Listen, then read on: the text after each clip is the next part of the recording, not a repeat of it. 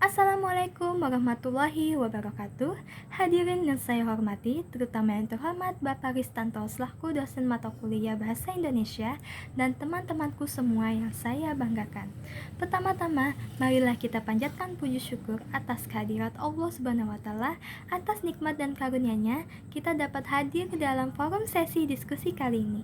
Izinkan saya untuk mempresentasikan materi topik kali ini mengenai perjuangan UMKM dalam menghadapi masa pandemi COVID-19 di Indonesia. Selama masa pandemi COVID-19, dampak yang diakibatkan oleh adanya COVID-19 telah membawa perekonomian Indonesia dan perekonomian global ke dalam jurang resesi, yang mana resesi sendiri merupakan kondisi ekonomi suatu negara yang sedang memburuk. Salah satu sektor perekonomian yang terkena dampak dari adanya pandemi COVID-19 yaitu usaha mikro, kecil, dan menengah atau biasa kita singkat UMKM, yang juga menggerek turunnya perekonomian di Indonesia karena UMKM sendiri memiliki kontribusi yang sangat besar dalam perekonomian di Indonesia. Karena kasus COVID-19 yang terus mengalami peningkatan, maka pemerintah sendiri segera mencari cara untuk mengantisipasi lonjakan COVID-19 dengan menerapkan kebijakan pemberlakuan pembatasan kegiatan masyarakat atau biasa disingkat PPKM, yang mana kebijakan ini berdampak besar bagi para pelaku usaha UMKM lainnya karena dengan adanya kebijakan PPKM ini mengakibatkan turunnya daya beli konsumen, di mana konsumen sendiri lebih tertarik berbelanja secara online dibandingkan berbelanja secara offline atau datang ke tempatnya langsung.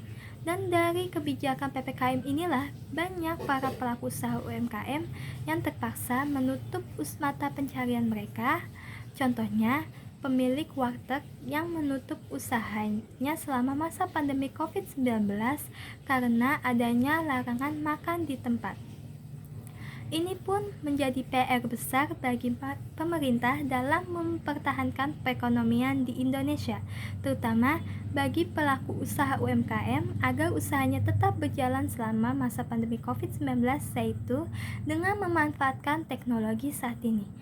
Para pelaku usaha UMKM di bidang makanan dan minuman bisa memanfaatkan layanan GoFood dan GrabFood untuk pelaku usaha lainnya bisa memanfaatkan e-commerce seperti Shopee, Lazada, Bukalapak, Tokopedia, dan yang lainnya untuk tetap dapat berjualan selama masa pandemi COVID-19.